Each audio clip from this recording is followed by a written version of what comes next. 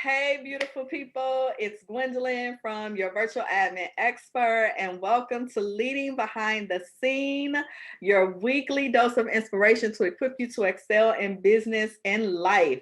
Before we jump into the episode, I want to share with you about the Genius Zone. If you are a female entrepreneur and you have been in business less than 5 years and you are desperately seeking accountability and community, or if you have been praying for tips on how to create workflows and systems in your business, tools and strategies on how to stop doing everything yourself, accountability to keep you from being stuck, or you just need a tribe of like-minded individuals who's also navigating this entrepreneur journey, then I am talking to you. The Genius Zone was created for people just like you. So I encourage you to go to thegenius-zone.com and check it out. I personally lead this group of amazing entrepreneurs where we have a private community off of Facebook, monthly live Q&A calls, live co-working sessions, and live masterclasses every single month. So this month, we are talking about the F word. Get your ass out the gutter, y'all, okay? Because I'm talking about finances. I'm talking about coins and money. Yes, as entrepreneurs, we need to be paying attention to the coins coming in and out of our business, and we need to be looking at those monthly reports and using them to make better business decisions. So I'm super glad to be talking to my friend, Mr. Jason Treadwell today, who is fast becoming a business partner and a great colleague of mine. Jason, say hey to the people. Hey, what's up, everybody? Jason is an experienced Big Four auditor, accounting director, and finance executive. He's a trusted advisor. I even got a call set up with him, y'all, to talk about some stuff in my business. Y'all know I don't just be fooling with any and everybody, okay? He's a builder and manager of teams within public and private multi-billion-dollar manufacturing companies, as well as multi-million-dollar technology and marketing companies. Jason also has experience with IPOs. If you don't know what that is, go Google it. And capital raising for startups and small businesses. Throughout his career, Jason has discovered a passion for helping entrepreneurs and small businesses like you build sustainable organizations with seamless financial systems, proactive management reporting and forecasting, HR oversight, and business insight. He takes pride in being a trusted advisor to entrepreneurs, small business executives, and investors, and understands the various needs of the key stakeholders involved. He is also the founder of and consultant for Treadwell Consulting Group, a virtual CFO firm that provides CFO accounting, finance function service for startups and small businesses. So Jason, he all the things, y'all. I'm just saying, all the things when it comes to this money and this tax. So Jason, you and I met earlier just this year, right? Yes. I think about, I feel like it's like 3-4, maybe 3 months ago. And it feels like it's been forever. It feels like it's been so much longer than that. Absolutely. And we've already done a business panel together and just always constantly looking for ways to support each other. That's one of the things that I just absolutely love. So I'm super pumped to talk to you because I've seen firsthand how entrepreneurs neglect the finances in their business. Yeah. And I want you to help shed some light on why they shouldn't be afraid of the F word. Well, you know what? Before I get into that, I just want to say thank you for bringing me on, Gwendolyn. I think one of the biggest, every time we talk, I look forward to talking to you because there'll be my opportunity to get my little 4 or 5 questions in. Get some answers to some things I need help with. So it's always a joy and a pleasure to, talk with you and always connect with you. Yes, and we will be doing this like a whole lot in 21 because I'm already thinking like, okay, what I'm gonna bring Jason back for next? Oh, absolutely. And what me and Jason gonna do? And that panel we did was bomb together. We definitely gotta find some more panel opportunities to be on. So Lolita, if you're listening, we need you to hook that up, okay? Your girl and your boy need some hookups on the panel. Okay? So tell me, before we even get in, tell me, how did you get started with the whole Treadwell Consulting? How did that come about? You know what, just kind of through my career experience. And it was kind of like a reflective experience. I was like, man, what do I really enjoy about what I do? So I went to DePaul University. One of my first mentors in business basically convinced me to say, because I was originally just a finance major, and he Okay. convinced me to actually add accounting as my major. So I actually double majored. And he kind of paved the way for me. I started at a firm called Deloitte and Touche, spent a few years there. He was a partner there. Don't just gloss over that. Like, Oh, it's well, you know just a what? little, Okay. for the people who don't know like what that is, like you just glossing over like it was just a job. Like, this is one of the top institutions in the finance arena, dude. I'm gonna need for you not to gloss over that. Okay.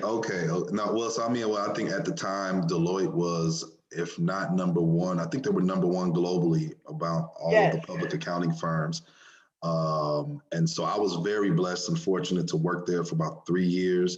I was a senior, so I was able to lead engagements. I was leading, and actually, this is a good segue. So I was working on a huge multi-billion-dollar engagement. Not a lot of times, those large, huge engagements, there's like several of you there. So meaning, if I was a senior, that was actually my first job as a senior. There was like two other seniors, and then like four partners and three managers. So it's so big that you're just assigned to these little areas. And although that was exciting, my first job as a lead senior was on a startup company that was preparing to go public.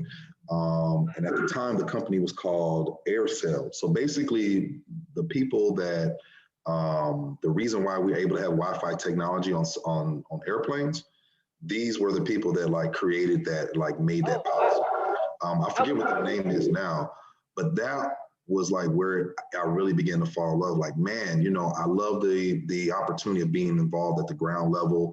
I was dealing directly with like senior management, so much so to where the partner and the senior manager allowed me to pretty much be like the face of that engagement on behalf of the firm. And so just between managing a team and just getting involved in that, getting involved in strategy, understanding where the company was going, that was the stuff that really like just excited me. And so just along the way, while I was still there, I kind of stayed within that like mid-sized high growth company. And then when I left there, just several private or corporate companies that I went to were either startups or mid-sized companies that were like on an upward trajectory. So even though I had like a day-to-day job as an accountant, much of my work, I was always a part of building something. Like the next company I joined, I wrote their entire inventory and fixed assets policy.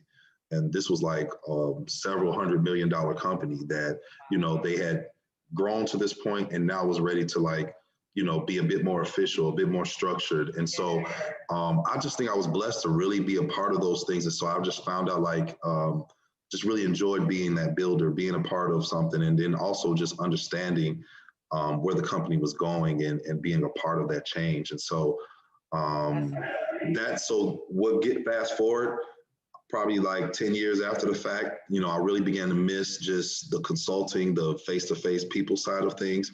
And then also too, just that coupled with realizing that, man, I really feel that, especially in the accounting finance space, that there was a huge opportunity for virtual or remote work.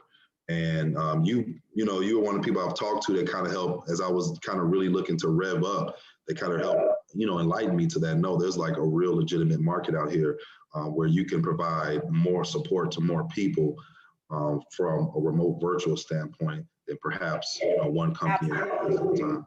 And then look at how the year turned in 2020 now, right? Where pretty much everybody is, if they're not fully remote, a huge portion of their business is remote, but there's so many online businesses out here who need CFO support, because a lot of times what happens is entrepreneurs go into business because of what they're good at. Right. Not necessarily because they know how to manage a business or because they know how finances and money works in a business. They just know they have a skill or talent or gift. They're good at that and they know they can make some money by doing that. Right. But then all the other stuff kind of goes out the window because they don't know what to do with it. And you know what? That's a great point that you make. So I think what really solidified it for me was I noticed, especially when I really start working exclusively in the startup space, as from at one point a director of finance to a VP of finance, or a VP and group controller, that I was working with like very strong visionary leaders. Like, I mean, people that got vision and goals and dreams that will blow you away and are amazing at like convincing everyone that this is the way to go, from investors to employees and everything. But the biggest downfall to that person was they need a team, they need structure, and they That need back end people. structure. Exactly, the back end structure, and even those that help kind of put dollars to what that vision means. And so it began to dawn on me, like, man, okay, yeah, we leave the meeting, we ready to go, yeah, okay. So how are we going to execute this? And there's no real plan. And then what happens is, you got some founders that raise a ton of money or make a ton of money, and we're you're just living off of the house money. Yep. And we have no real plan for reinvestment. We have no plan for growth. We have no plan for, what is the minimum viable product? Like, how do we, with what we have, take this idea and trace it all the way through to market, test it, all those different things. We're just thinking about the IPO, or we're just thinking about somebody buying us out. But a lot of times that finance piece or that finance person kind of helps bridge that gap of helping perhaps make that dream a reality, and quantifying it and showing it. And a lot of times I found myself in situations where I either had to kick the door down because we were about to run out of money, or I had to, or I had to come in there and almost provide some accountability to the goal and whatever was put out there, or the vision that was casted for the organization and where we were going. So this is good. Why do you think that entrepreneurs either lack the skill to look at the numbers and deal with the finance, or they're just afraid to look at the numbers? Because I know I find a lot of times they're just afraid to look at the numbers. And I'm like, but they numbers. Like, they not gonna jump off the paper and harm you. Yeah. Like, why do you think they're so afraid to look at the numbers? I mean, probably some of it may be just it's a matter of perspective, right? Like, sometimes you bringing a number or bringing structure can be seen as a barrier, can be seen as, like something that's going to slow me down, because think about it, many times as entrepreneurs or whatnot, really, in essence, your call in life is to, fulfill the need for the consumer, for your end user, whomever. Like, you are the solutionist. You are finding, establishing that.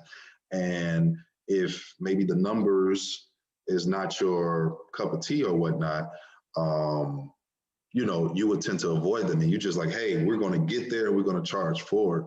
But one of the things I hang my hat on, this time I learned probably in one of my first accounting classes, was, the purpose of an accountant, or really financial statements, is to help decision makers make decisions. And so sometimes that's where I think I come fill the gap too, where I just help present. The goal is not for you to be in the weeds, and a lot of times too, you might not have the right team and the right people around you. Some of this is really just an emotional intelligence issue. If you know that I'm a 50,000 foot level leader and visionary, I don't need the 500-foot ground level information. But perhaps, like, one of the things I had to do quickly in one of the companies I worked for was create like what we call like a burn analysis, a cash burn analysis. Because while you in your mind, I'm hiring this consultant, I'm hiring this, or I'm going to outsource this and I'm going to do that, but you have no grasp on how much cash you're burning a month to maintain that life. That part. But I don't, you know what? I don't know. And I think a lot of times my answer to that question is really just education, and sometimes I think that's kind of my approach. I tend to almost approach it with a bit of empathy.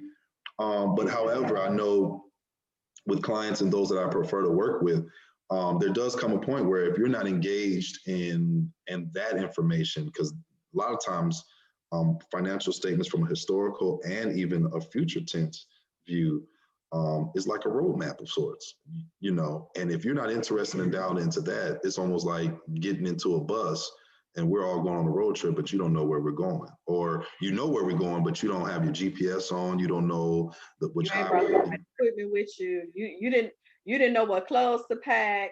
You Right, don't know who on the bus with you. right. You don't know if they gonna kill you on the ride there. All that you ain't all Like of that. you don't know that. You just done got on the bus All and like I'm headed to Florida.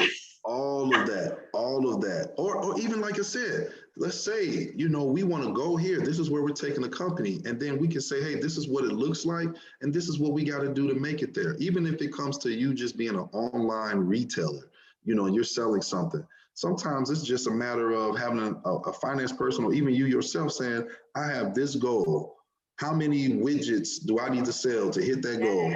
And how do I set that up? And sometimes you can do that yourself. Other times you can use the help of someone to kind of help you orchestrate that. Because now, guess what? Now you're going out there and you're hunting and you know what you're shooting for. And then you reach that milestone. Okay, let's go. Let's go higher. Let's go stronger. Let's go this. What are my costs like? A lot of times too, what I find is I help find gaps where as we begin to grow and develop, now you can begin to offboard some of your responsibilities because now we need you to be the visionary. We need you to drive the company and drive the vision. Hey, guess what? We've now made it to this milestone. We can afford to hire this and outsource Yeah. this. That is so good. And I think too, to piggyback off of what you said, something else that's super important about the numbers is it allows you also to know what things you need to do more of, like you said, Right. like where we're going to grow. But then it also gives you perspective on the things that you need to stop.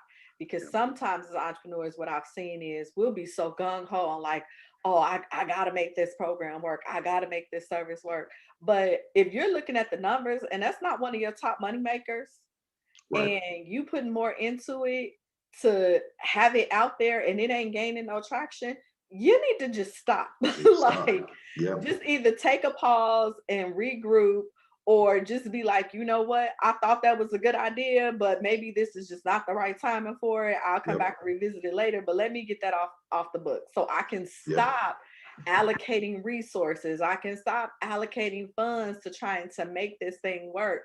And I found that looking at those reports helps me be like, okay, these are my top 3 money makers. So this is where I want to spend my marketing dollars, right? Right. This is where I want to hire a team to support me in doing more of these things because those are the things that are actually bringing me revenue. So I'm okay if I have an expense attached to that Right. versus something that's not bringing anything in. And I think that is so key that Yep. people have to remember. It's not to scare you. The numbers are No. not to scare you. No. They're designed to support you in doing what you want to do and to bring the vision to life, which is so important. Yeah. So, what are some ways that you think entrepreneurs can better manage their financials? Oh, sure. I mean, well, so at the most basic, stripped down, bare bones level, and so I'm trying to consider all the way around. So, from your startup online retailer all the way to maybe your, successful sole proprietor who's making, $2 to $3 million a year. Um, Start off separate bank account. Let's start there. Separate your bank accounts. At the very least, in most cases, you're probably a cash-based business, or meaning like as you spend, you basically record as you spend.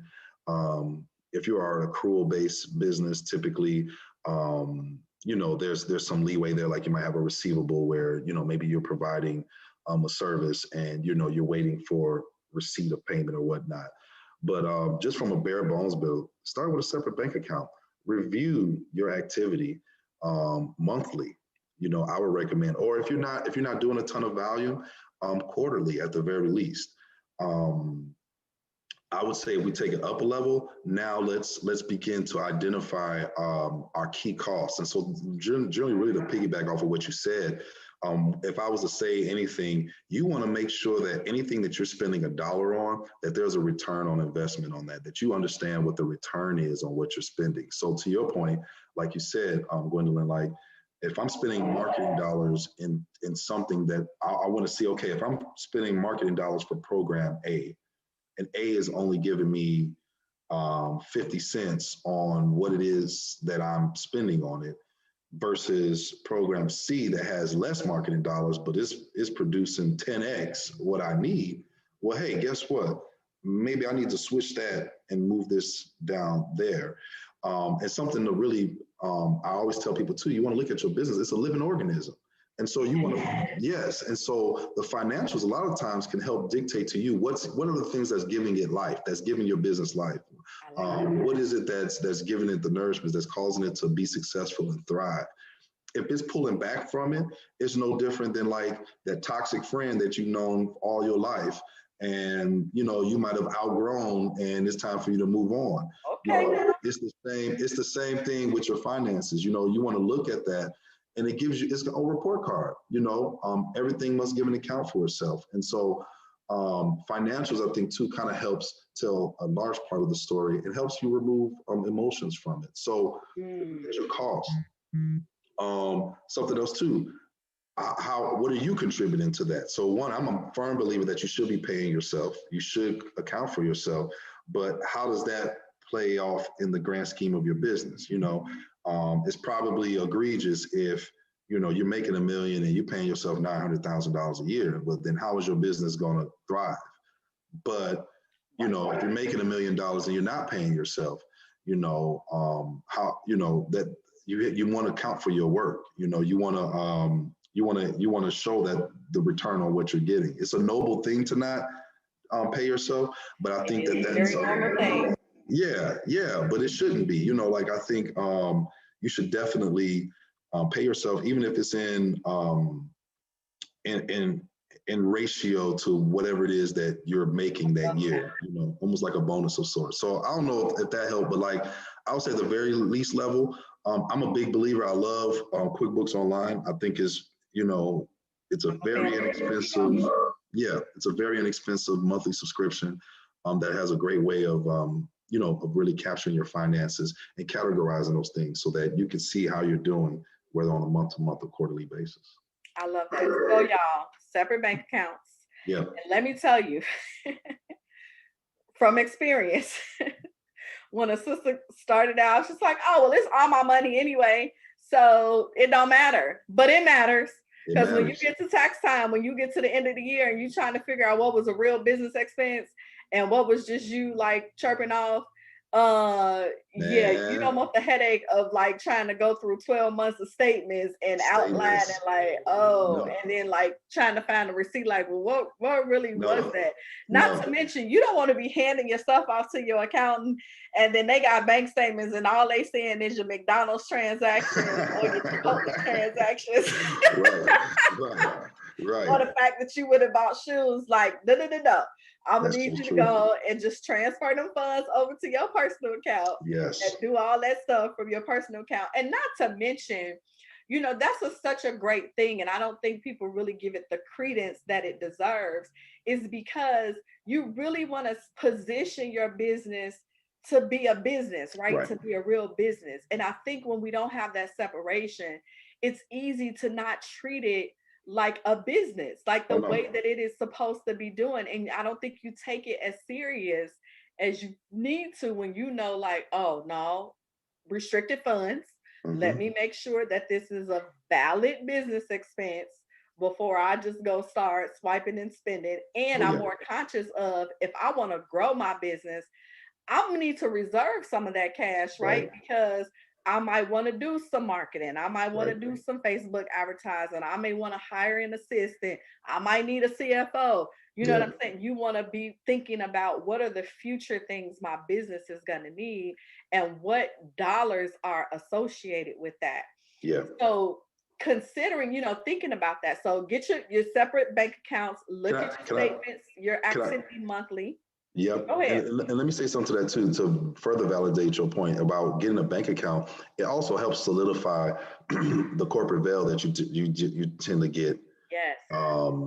As a company, like, if there's any legal action or anything like that, you won't be, your personal finances won't be seen or be less exposed to any liability because you're not intermingling. you Yeah. know. So that was a quick thing. That's probably a whole nother podcast. So, I was gonna say, so we're gonna have to come back and talk about that yeah, corporate veil because they probably ain't even ready for that. yeah, And that is so key because that is what will save your butt right. in the day of an event Everybody that going you to don't want court. to see coming. So I'm gonna knock Yeah, on wood because I ain't here to have that experience and I don't intend on having to have it. absolutely, absolutely, absolutely. So, make sure you're looking at those monthly statements, monthly, the very least quarterly, if you're not huge volume. I still support, like Jason, monthly because I will tell you one of the activities that I did early on in my business was I tracked the number of revenue by day. I looked at Mm, it every day for like 3 months. And I got tired of looking at zeros. And that's what motivated me to start making the change because I yeah, was like, okay, right now, you just got a real glorified high because businesses were designed to solve a problem and make a right, profit because they solved a problem. right, You just out here. right. Yeah, So I got tired of looking at all of zeros and I was like, okay, let's go back to the drawing board and put in a real strategy on how we about to really get out here and start marketing ourselves and looking for clients and position ourselves in a way that people want to work with us. absolutely. So, so super, super important. So when you think about all of that, how important is it for entrepreneurs to kind of create a budget, even if they're just starting out and have like super low volume? What role do you think a budget plays in that? It plays a huge role. I think it gives you. I think it gives you one. It can help validate your business and what you're anticipating. But two, I think it prepares you. So I'm a big advocate of just knowing your costs, knowing what it is that what it costs, but then also too knowing your revenue. You can project that. You know, I Mm, like to reverse engineer it. If the goal is $1 million, like let's say you say I want $1 million in the bank at the end of the day. Well, now let's backtrack through that. Let's forecast what our costs are going to be. So we should know our standard costs, and then what should the revenue be to get there? Because now you have a roadmap, you know. And to your point, I think Gwendolyn, you brought a great point. Because you have those numbers in front of you, you were able, you know, it was motivated you like, okay, I got to chart the course. And then I can imagine for you, you were like, okay, well now we're getting into goals. Like this is what I want to hit. yep. And then also too, what happens is you got that budget, and then you got what actually happened. You Yes. together, and now you can be a bit more knowledgeable about your business. Let's go back. Your business is an organism, a living organism. You're getting I to know love your that. business, and you're building, you're cultivating it. And you know, I'm sorry for all these parables, but like I got 2 kids, I and love it. you know, as they grow, they reach certain milestones. I adjust. Or there's things that once worked that now is not efficient or profitable for them. It's the same way with your business, but you know, you can only do so much from here. But especially if you're trying to build something that lives beyond you, a lot of times just knowing it from a financial perspective, you can begin to plan around and create and develop a business that actually, you know, supports you versus you having to be the one that's always pumping the lifeblood into it. And so I think a budget is key. It can be, yeah, I think it'd be, Oh my gosh, I love this conversation. yeah, And you're absolutely right because for me now, like looking at my numbers every month is exciting for me, right? Because now I got my little charts and graphs and yeah, yeah, I got my little goals at the bottom and then I have what my actuals are and I'm like, okay, I'm like 90% to the goal. So I'll be yeah, like, we got 10 days left in the month. How we gonna get to 100% of yeah, this goal? Like we need like $1,000 before we hit it. yes, Then when yeah, we hit it, I'm like, oh, we still got 5 days left in the month. Can we do a stretch goal? Like, can yeah, we get another 10% or something? So it's like so freaking exciting. And then it's also a way for me to help honor my team too, right? right, Because I'm clear on the fact that I'm not hitting these goals all by myself. Like there are other people who are supporting me in that. So when I hit some really big milestones, I can look at the financials and say, okay, well, we had a really good month. So now I can treat my team to lunch, or yeah, I can send my team a gift card, or somebody who worked on a really big project and did a great job.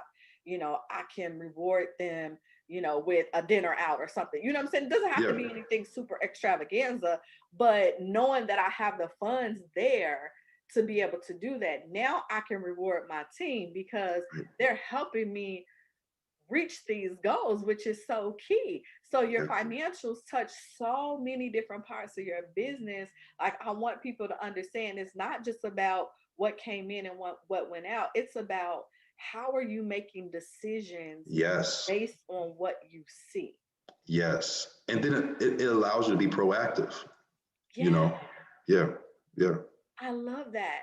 So, what do you want to say to the people before we get ready to go? What Oh, last words do you have for them? hey, I would just say it's definitely key. I think one of my passions is helping people realize that, understanding your finances, understanding your business finances can probably be one of your greatest tools. Something else we never covered. One of the biggest things you should keep in mind, and I mean, our current tax law as it stands right now is pro business. I'm almost at the point where I'm like, anybody is just doing themselves a disservice if they don't have a business of some sort. Because even from a tax perspective, there's a lot that you benefit from just in having a business. And so, if you don't know your financial status, you can't leverage that. The tax law is written for business, and then also too, it's also can be important in for you to understand your financials because of course if you want to grow, if whether it's to through an acquisition, if it's through financing of any sort, or even if it's to go public or be anything like that, if you don't know where you're going, and say for instance somebody pitches you a merger or an idea like that and you don't even know the real value of your company just based on what you've done, a lot of times you could be leaving money on the table. And so I'm not recommending that you become a financial expert, but you should definitely be an expert in your business. And I think that the finances is one of the key maps that helps you understand the health of your business. So don't Okay. be discouraged. So basically, y'all, what I just heard was me and Jason gonna have to come back and just do like a whole series probably on a whole bunch of different things because he just dropped tax strategy on I'm y'all. sorry, I just He flipped just that in dropped there. business valuation on y'all. And I know that these are things that typically, entrepreneurs and small businesses don't think about, but it is a very real thing. Because let me tell you, I have a client who's in the accounting space. And one of the things that we just learned was that you can actually grow by purchase. So the whole acquisition that you're talking Yeah, about, like we just realized that people are out here selling their accounting practices. yeah. And I was like, but for real though? And here's That's the a thing, it wasn't as expensive as I thought it was. Like in my mind, I'm like, I would have never even thought of like purchasing a business as a way to grow because I'm like, it costs too much money. I ain't reached that yeah, level yet. yeah. I'm working towards, but I ain't there. But it was only like some people were selling their practice for like $150,000. And I was like, well, how much is their revenue? Because Right. that That's the might real just question. be a smart way to grow Yeah, your business because yeah, you're going to assume all their clients, you're going to assume all that revenue. But again, you got to know your financials and then you got to know how to look at their financials to make yeah, sure that it's worth it. And yeah. that's why you need people like Jason, where you can call and be like, Absolutely. I'm considering making this purchase. I'm going to need for you to look at these numbers, what this look like. But Absolutely. that is a very real thing. And so you just drop like 3 or 4 other nuggets that we could just like talk about all day and dive into. Absolutely. So we're gonna have to come back Let's and do make it a whole happen. like I don't know what I'm gonna call it, but it'll We'll do be like a something. financial week or something, or financial day.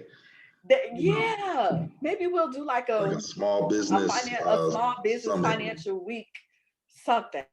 Okay, me Mhm. and Jason gonna figure it out, y'all, and we gonna bring it to y'all, and it's gonna be super, super dope. I'm just saying, we might even bring Awesome. in some of our friends. Awesome. I'm Awesome. I'm with feeling it. that.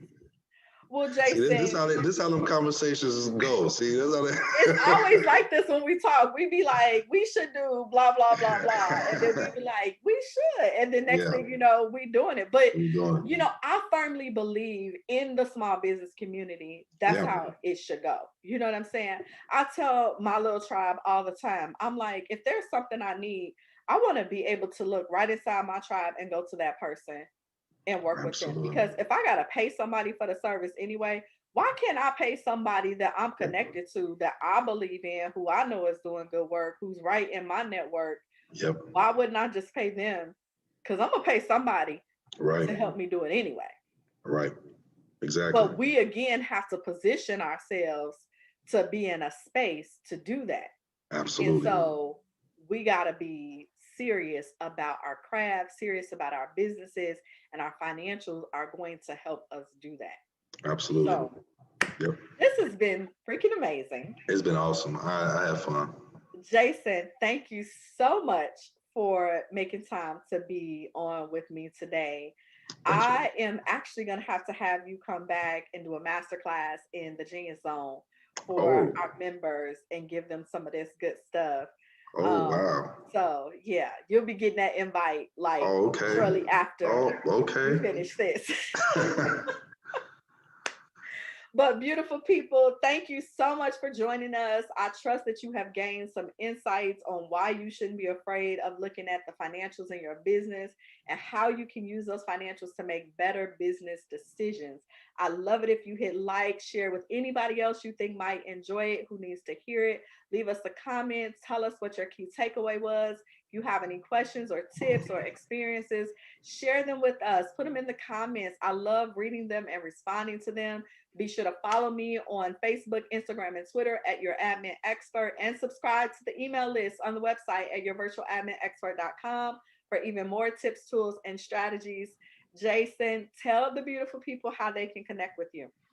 Oh, sure. I have my website, treadwellconsultinggroup.com. You could find me on all social media outlets at the Jason Treadwell. If I post most of my content on Twitter and LinkedIn. My Twitter handle is the only one different. It's just at Jason Treadwell. Okay. And yeah, those are pretty much where you could find me. All my information is on the website. If you want to get in contact with me directly and get to know how I can be of service to you. So thank you again. Wonderful. All right, beautiful people. Thank you for tuning in. And I will see you next week for another segment